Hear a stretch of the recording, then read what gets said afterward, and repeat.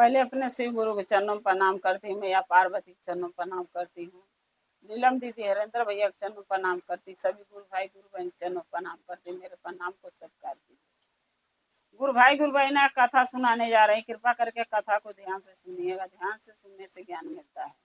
आधी अधूरी कथा नहीं सुनना चाहिए, क्योंकि शिव गुरु का अपमान होता है।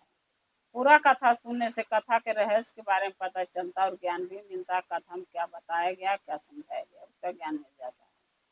इसलिए कथा को आप लोग हर वीडियो में मैं बोलती हूँ कि कथा को पूरा सुनिएगा। अगर मेरा ये महादेव का कथा आपको अच्छा लगेगा कमेंट में लिख के जरूर भेजिएगा। चैनल को सब्सक्राइब कर लीजिएगा कि जो भी मैं नया नया कथा डालती हूँ आपके पास पहुँचता है। आप हमारे कथा को ऐसे देखते रहे, अपना प्यार देते रहे। एक गांव में एक बूढ़ी औरत रहती थी।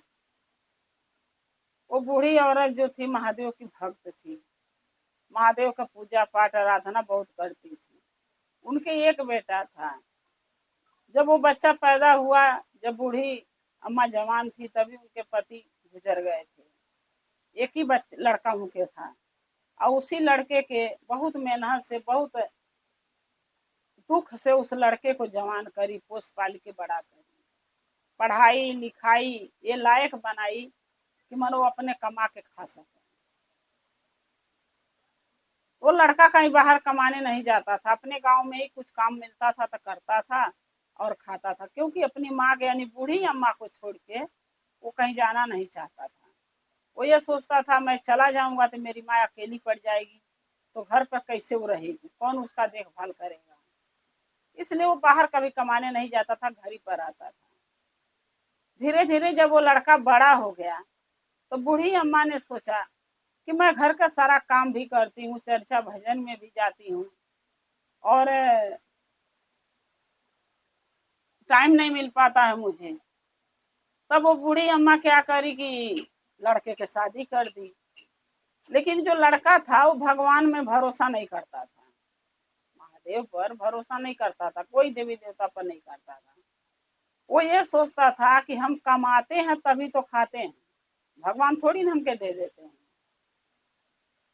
तो जो कभी पूजा पाठ नहीं करेगा, भक्ति नहीं करेगा, चर्चा भजन में नहीं जाएगा, कथा व्रत संग नहीं सुनेगा, नहीं जाएगा, तो उसको ज्ञान नहीं होता है। वो तो देखने में यही वो सोचता है इंसान कि जो पूजा पाठ करने जा रहे हैं वो बेवकूफ है, वो बेकार का समय व्यर्थ कर रहे हैं भगवान के दरबार में जाके, क्योंकि भगवान थोड़ी ना खाना देता, हम तो कमा के खाते हैं। और जो चर्चा भजन संग कथा भागवत ये सब चीज में जो जाता है उसको पता है कि भगवान क्या देते हैं और क्या नहीं देते हैं, उसके पास ज्ञान हो जाता है। लेकिन जो कहीं नहीं जाएगा, एक लोटा जल नहीं कभी महादेव के चढ़ाएगा, कभी मंदिर में नहीं जाएगा, उसको क्या पता है कि महादेव क्या देते हैं, भगवान क्या देते हैं। तो जो उसकी माँ थी यानी बूढ़ी अम्मा, वो भगवान महादेव पर भरोसा करती थी क्योंकि उनकी भक्त थी। लेकिन वही उनका बेटा जो था वो भरोसा नहीं करता था भगवान पर, भरोसा नहीं करता था। तो उसी गांव में एक महात्मा आए, जिस गांव में रहता था लड़का, अब बूढ़ी अम्मा रहती थी, उसी गांव में एक महात्मा आए। तो जो महात्मा आए, तो महात्मा जो थे महादेव के परम भक्त थे, चर्चा भजन कीर्तन महादेव का हमेशा वो महात्मा करते थे। जब गांव में आ गए तो महात्मा एक कुटिया बना लिए एक पेड़ के साइड में, और वो महात्मा उसी कुटिया में रहने लगे। एक छोटा सा वही मंदिर भी था महादेव का, वही रहने लगे, पूजा पाठ करते थे, और उसी मंदिर पर प्रतिदिन शिव चर्चा करते थे, भजन गाते थे, शिव चर्चा करते थे। तो लोग, गांव के लोग जो थे वो काम धंधा अपना करके और चर्चा भजन सुनने पहुंच जाते थे। ये जो लड़का था बूढ़ी अम्मा के, ये सोचता था कि गांव वाले पागल तो नहीं हो गए हैं। एक महात्मा क्या आया कि सब उनकी भजन कथा सुनने के लिए चले जाते हैं, काम धंधा अपना छोड़ छोड़ के। ऐसा क्या है उस महात्मा के अंदर, चलो हम भी एक दिन चल के देखेंगे। तो वो लड़का जो था वो एक दिन गया देखने के लिए। जब देखने के लिए गया तो बैठ गया आराम से, क्योंकि चर्चा भजन हो रहा था, तो बोल तो पाया नहीं महात्मा से कुछ, बैठ गया। सोचा जब चर्चा भजन खत्म हो जाएगा तब महात्मा से मैं पूछूंगा। चर्चा भजन जब खत्म हो गया, महात्मा विराम कर दिए, सब अपने अपने घर चले गए भक्त। तो वो उठ के नहीं गया घर, वो अकेला बैठा ही रह गया। तब महात्मा उससे पूछे कि बेटा तुम अकेला क्यों यहाँ बैठे हो, सब तो चले गए, तुम भी जाओ घर अपने। बोला नहीं, मैं घर नहीं जाऊंगा, मुझे आपसे कुछ सवाल पूछना है, इसलिए मैं बैठा हूँ। महात्मा पूछे, बोले क्या सवाल पूछना है, बोलो। तब वो लड़का बोला कि ये बताइए कि महादेव का पूजा पाठ करके, चर्चा भजन करके आपको क्या मिलता है, आपको क्या महादेव देते हैं? क्योंकि बिना कमाए तो कोई खा नहीं सकता, बिना मेहनत किए। तब महात्मा उस लड़के से बोले कि हाँ, ये तुम ठीक बोले, बिना कमाए तो कोई नहीं खा सकता, खाने के लिए तो कमाना पड़ता है, पैसे के लिए कमाना पड़ता है, सो बिना कमाए नहीं मिलेगा। तब महात्मा थी, वो लड़का बोला महात्मा से, तब आप क्यों करते हैं, क्या आपको महादेव खाना देते हैं, भोजन देते हैं? तब महात्मा बोले हाँ, जो महादेव के सच्चे मन से पूजा पाठ आराधना चर्चा भजन करता है, उसको महादेव भोजन अवश्य देते हैं। जब इतना बात ही वो लड़का सुना, तब बोला का जे अगर मैं चर्चा भजन या महादेव का नमः शिवाय का अगर मैं जाप करूं तो क्या महादेव मुझे भोजन देंगे? तो महात्मा बोले हाँ, लेकिन सच्चे मन से करना, सच्चे मन से करोगे तो जरूर महादेव देंगे। लड़का बोला ठीक है। लड़का क्या किया कि खूब घना जंगल था, वो घने जंगल में चला गया। सोचा कि अगर मैं इधर उधर कहीं बैठ के मान लो नमः शिवाय जाप करता हूँ कहीं राहे बाटे पर, तो लोग आते जाते कोई भी हमके खाना दे सकता है कि चलो भूखा है इसलिए यहाँ बैठा है, कोई पैसे भी खाली समझ के दे देगा। इससे अच्छा मैं ऐसे जगह जाके मैं महादेव भगवान से खाना मांगू, कहाँ कोई हमके ना दे, भगवान हमके भोजन दे, कोई इंसान ना दे। वो क्या किया कि खूब घना जंगल में चला गया। जब घना जंगल में गया तो एक पेड़ मिला उसको, वो पेड़ के ऊपर वो बैठ गया, चढ़ के बैठ के और नमः शिवाय के जाप कर रहा था। अब वो जंगल में जाएगा कौन, अच्छे आदमी तो जाएंगे नहीं।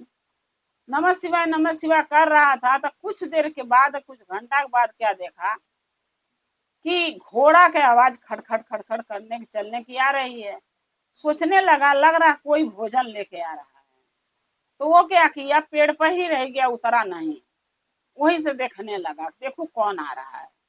तो घोड़ा की आवाज सुना तो देखा क्या, उस पर कुछ सैनिक भी बैठे हुए हैं, सैनिक बैठे हुए हैं, घोड़ा आज पर चल रहे हैं। सैनिक घोड़ा साथ आके उसी पेड़ के नीचे रुके, जिस पेड़ पर वो लड़का बैठा हुआ था, जो नास्तिक था, पूजा पाठ नहीं करता था, पेड़ पर बैठ के नमः शिवाय कर रहा था। उसी पेड़ के नीचे वो राजा के जो सैनिक थे वो आके खड़ा हो गए। जब खड़ा हो गए, सोचने लगे सब कि यहाँ छां बढ़िया है पेड़ के नीचे, चलो यहीं छहा के और खाना पीना खा के फिर आगे बढ़ जाएंगे। ये सोच के सारे वहीं रुक गए। जब रुक गए तो खाना जब निकाल के वो लोग खाने को सोचे, खाना निकाल के चलो खा लेते हैं, तो क्या देख रहे हैं कि शेर, बाघ, यानी बाघे के आवाज घुर्राने का सुनाई दे रहा है। भाई जंगल है तो शेर भी रहेगा, हाथी भी रहेगी, बाघ भी रहेगा, सब रहेंगे, घोड़ा भी रहेगा। तो शेर की आवाज, जब शेर घुर्राता है तो आवाज सुनाई देता है, वैसे उनको सुनाई दिया सैनिकों के। सैनिक ने सोचा, सब सैनिक कहने लगे आपस में कि भाई लग रहा है इस जंगल में शेर आ रहा है और देखो इसी तरफ लग रहा है आ रहा है, और हम लोगों के देखेगा तो खा जाएगा। ऐसा करो कि चलो भाग चलते हैं। सारे सैनिक वहां से भाग गए घोड़ा पर बैठ के, और खाना जो निकाले थे खाने के लिए, वो भोजन वही टिफिन सुधे छोड़ दिए।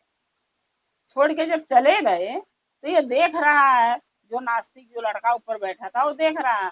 वो सोचने लगा कि बताओ, ये सैनिक खाना छोड़ के चले गए तो भगवान हमके खाना काहे न खिला रहे हैं, खाना तो पड़ा, खिला नहीं रहे हैं। फिर सोच रहा कि जबले भगवान हमके ऊपर आके खाना खिलाएंगे नहीं, तबले मैं नीचे नहीं उतरूंगा। वो पेड़ पर ही बैठा रह गया। शाम से पूरी रात निकल गई, वो पेड़ पर ही बैठा है। अब बूढ़ी अम्मा इधर अपने बेटे को ढूंढ रही है, बेटा घर में रहे तो न मिले। सुबह हो गया, फिर सुबह से शाम हो गए, दोपहर हो गया। जब दोपहर हो गया तो क्या देख रहा है कि कुछ जो चोर हैं, चोर डाकू जो नहीं होते हैं, जो दिन भर तो घूम के देखते हैं कि कहाँ से क्या चोरी करना पता करते हैं और रात को चोरी करते हैं। तो कुछ चोर उसी गांव के जो थे, वो दिन भर घूम के खोजते थे कि हम चोरी किस घर में करेंगे, का चीज कहाँ चुराएंगे। तो ये चीज वो देखने के लिए निकले पड़े थे। धूप बहुत तेज हुई थी, तो उनको धूप से भूख प्यास भी लगा था। तो क्या कि ये जो उनका सरदार था, वो जो सैनिक थी, चोर थे, वो अपने सरदार के बोले कि सरदार बहुत तेज से धूप लगा, प्यास भी लगा है, कहीं रुक के पेड़ के नीचे और कुछ पानी वानी पी के फिर आगे चलते हैं। तो उसका सरदार जो था चोर का, वो बोला ठीक है, जाओ तुम लोग, देखो कहीं छां होकर पेड़ के नीचे बैठ जाओ। जब वहां बैठने के लिए गए, उसी पेड़ के नीचे, जिस पेड़ पर वो चढ़ के नास्तिक लड़का बैठा हुआ था, उसी पेड़ के नीचे जब गए तो वहां देख रहे हैं कि बहुत सारे भोजन पड़ा है।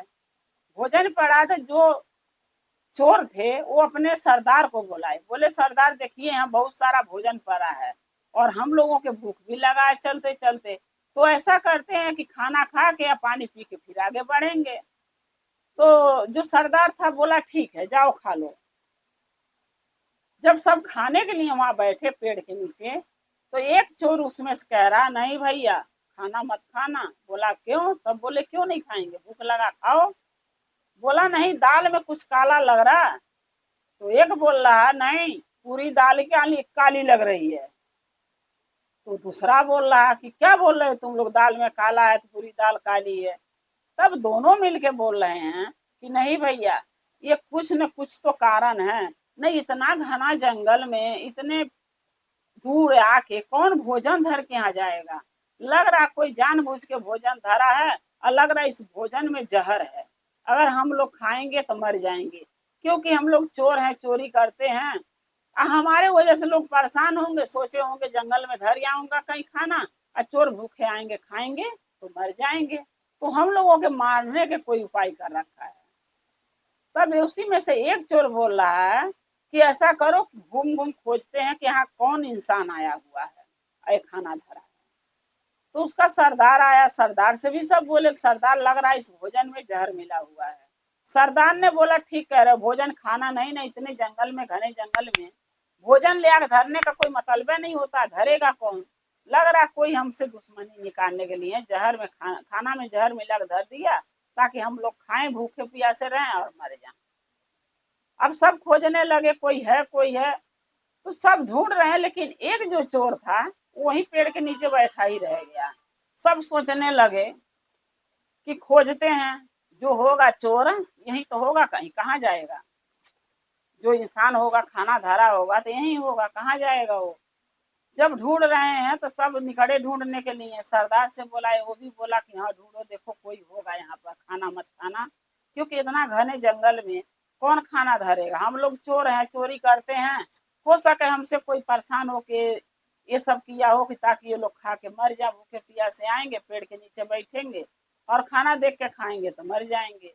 रहने दो, खाना मत खाना, पहले ढूंढो कि कौन यहाँ है खाना लेके जो आया था। जब ढूंढते ढूंढते वो लोग जा रहे हैं, सब निकले चारों ओर ढूंढे, तो एक जो चोर था वहीं बैठा ही रह गया पेड़ के नीचे। तो उसके मन में आया कि हे मन, ऊपर तक देख लेते हैं, क्या पता कोई बैठा हो पेड़ पर, तो नहीं कोई है। पेड़ पर देखा तो एक आदमी उस पर, वो लड़का जो नास्तिक था वो बैठा हुआ था। तब चोर ने चिल्लाने लगा कि देखो देखो सरदार, आओ जल्दी आओ, देखो एक पेड़ पर एक इंसान बैठा है, लग रहा है यही खाना में जहर मिला के लाके धरा है। अब जब सरदार आया, सारे चोर आए, सब उसको बोलने लगे उतर, तू नीचे उतर, तू जहर मिला के खाना धरा, हम लोग के मारना चाहता है, क्यों तू जहर मिला खाना धरा, यहाँ खाना लाया क्यों तू। तो वो बोला, पेड़ पर से ही बोल रहा कि भाई हम उतरेंगे तो नहीं, लेकिन हाँ, हम खाना नहीं लाया हूँ, अना मैं जहर मिला के धरा हूँ। कुछ लोग सैनिक आए थे भोजन निकाले खाने के, और जब शेर के दहाड़ने के आवाज सुने तो खाना छोड़ के वो सैनिक भाग गए। उन्हीं का भोजन है जो पेड़ के नीचे छूट गया है, बाकी भोजन मैं नहीं लाया हूँ, मैं जहर क्यों मिलाऊंगा तुम्हारे लिए। अब सारे बोलने लगे चोर नहीं, ये झूठ बोल रहा है, इसको मारो मारो पीटो मारो, पकड़ के खींच के उतारो। तब सरदार, जो चोरों का सरदार था, उसने बोला कि नहीं भाई, ऐसा करो, अगर वो उतरना नहीं चाहता तो उसको मत उतारो। अगर हमके शक है कि इस खाने में जहर मिला है हमके मारने के लिए, तो ऐसा करो कि खाना लेके इस पेड़ पर चढ़ जाओ और उसको खिलाओ, जो बैठा है पेड़ पर उसको खिलाओ लड़का को। अगर जहर होगा, वो मिलाया होगा, तो खुद मर जाएगा, तब हम लोग नहीं खाएंगे।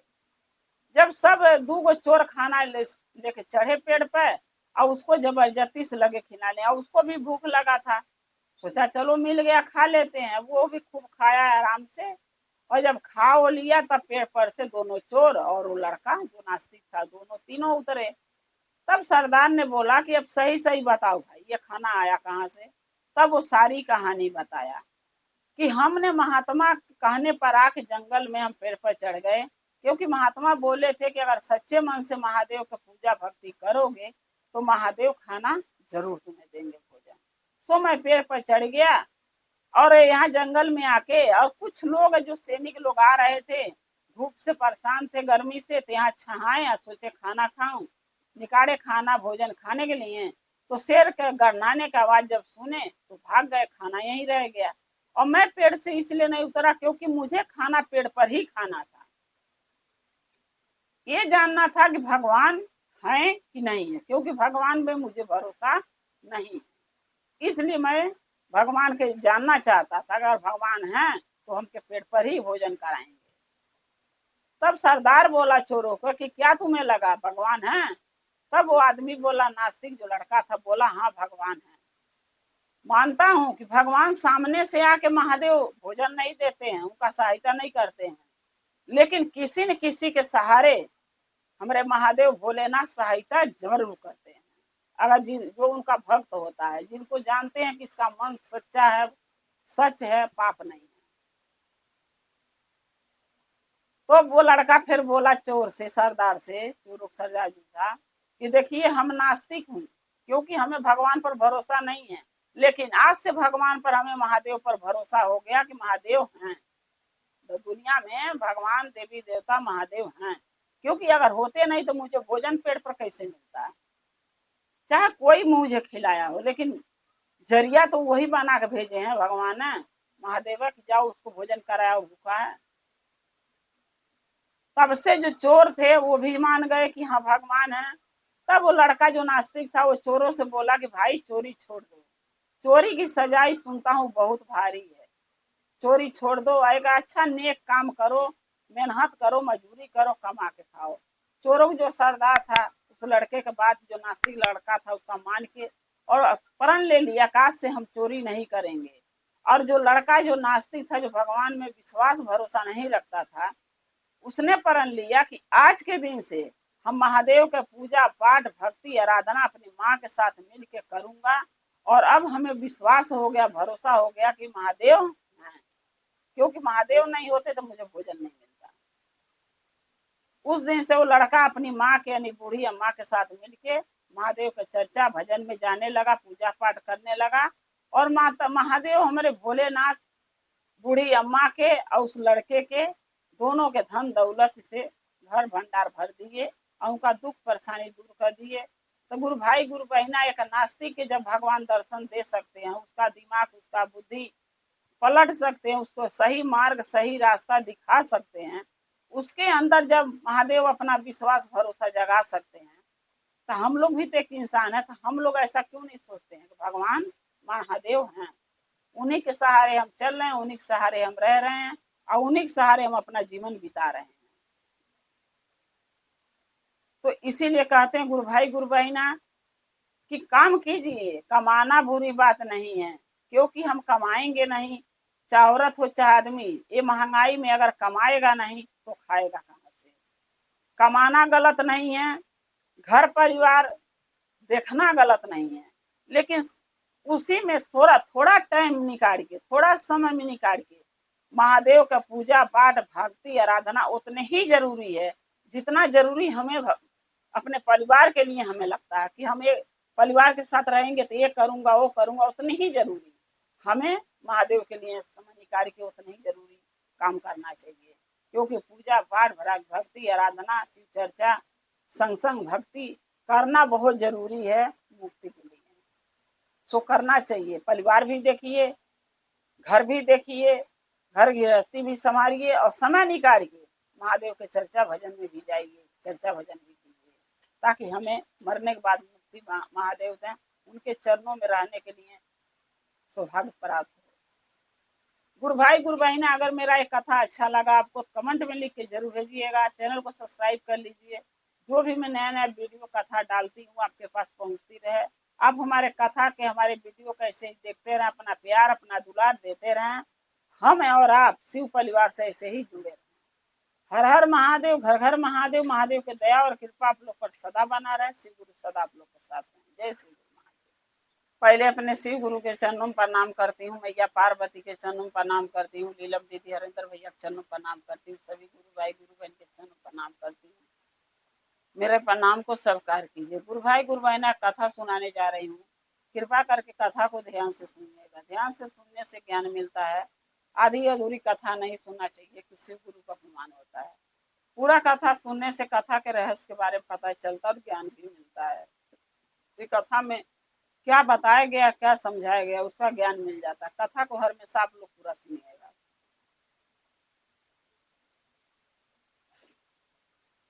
एक गुरु बहिना थी, उनके 3 बेटे थे। 3 बेटे थे, तीनों घर का काम कोई हाथ नहीं बटाता था। तीनों बेटे में पति उनके थे नहीं। गुरु बहिना परेशान रहती थी कि 3 गो बेटे हमारे हैं, लेकिन कोई मेहनत नहीं करना चाहता है, न खेते में कोई जा करना चाहता है, न घर में कोई करना चाहता है। मैं अकेली परेशान हो जाती हूँ, चर्चा भजन में भी नहीं जा पाती। मैं क्या करूँ? चर्चा में कब हो जाती थी?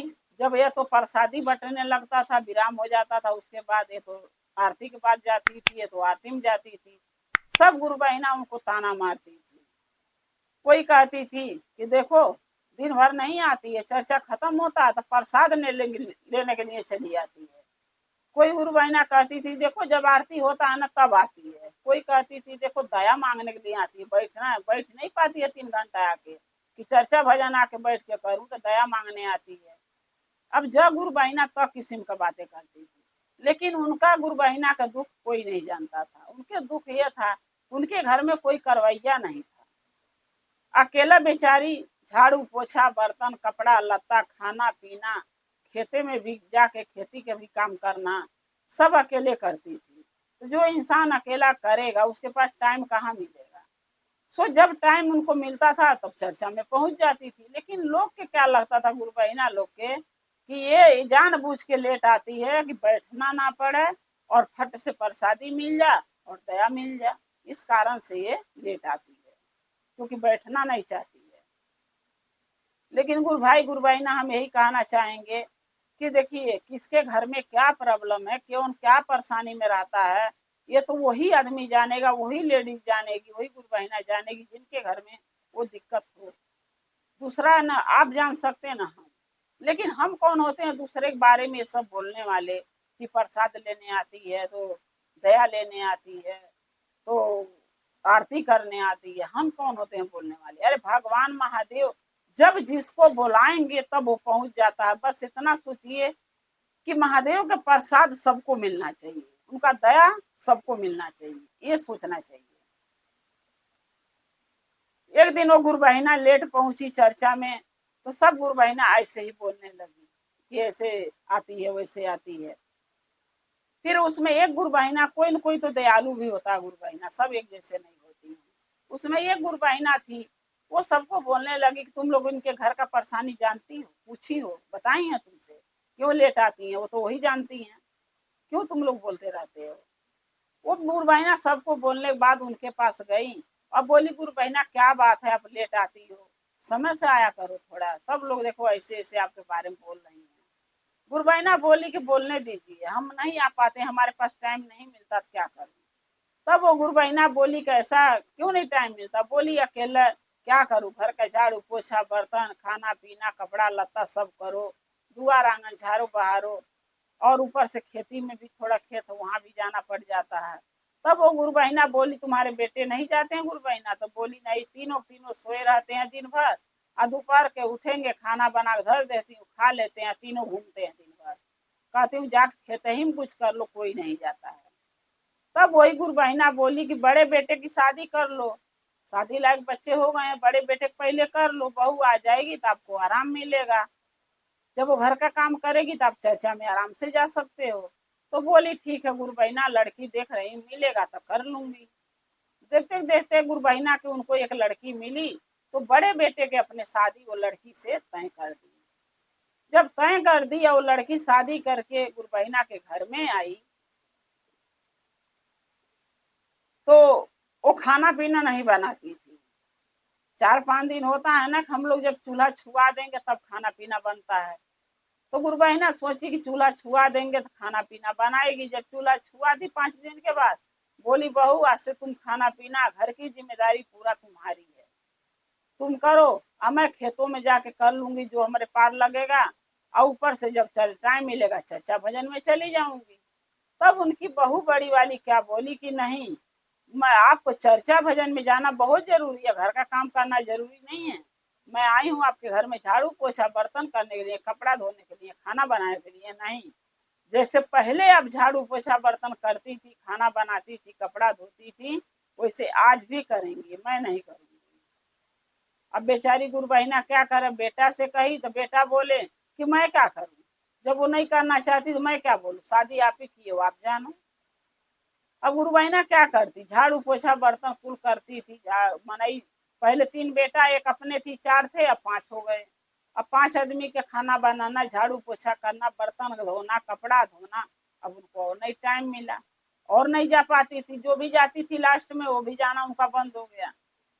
तब एक दिन एक गुरु बहिना उनके घर आई, बोली क्या बात है गुरु बहिना, चर्चा में नहीं जाती हो? बोली बाप गुरु बहिना, अपनी कहानी मैं किससे सुनाऊं, देखो ना, बहू बहू सब कर रही थी, शादी कर लो, बहू आएगी तो आराम मिलेगा, बहू आई है देखो काम नहीं करती है, हम ही को सारा काम करना पड़ता है, मुझे टाइम नहीं मिलता तो मैं चर्चा भजन में जाऊं कैसे महादेव के? तब वो गुरु बहिना बोली कि कल हमारे घर चर्चा है, टाइम निकाल के जरूर आना।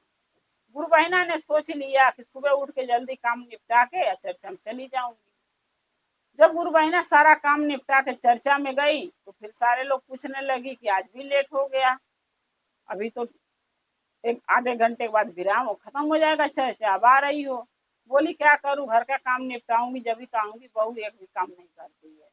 फिर गुरु बहिना बोली कि दूसरे नंबर के जो माझिल वाला बेटा उसकी शादी कर लो।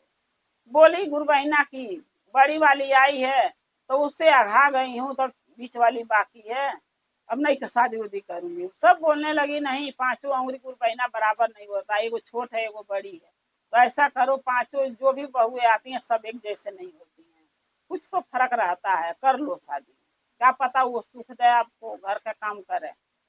फिर गुरु बहिना दूसरे नंबर का जो लड़का था माझिल, उसका शादी कर दी।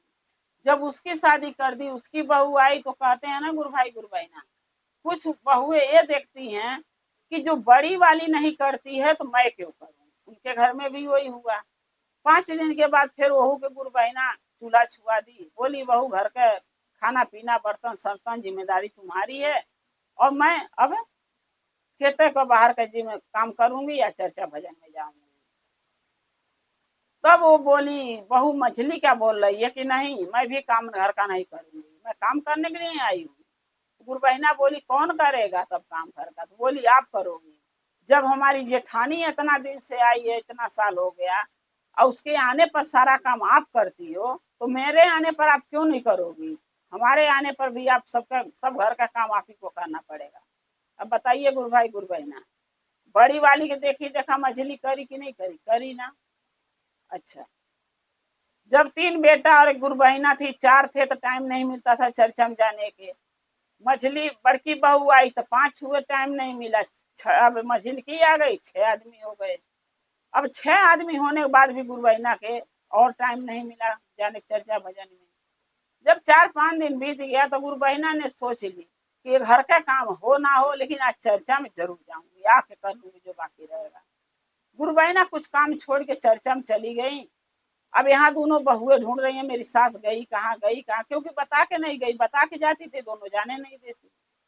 अब जब चर्चा में गई फिर गुरु बहिना लगी बोलने, 4-5 दिन आई नहीं हो और आज आई हो, क्या बात है, वो भी लेट आई हो।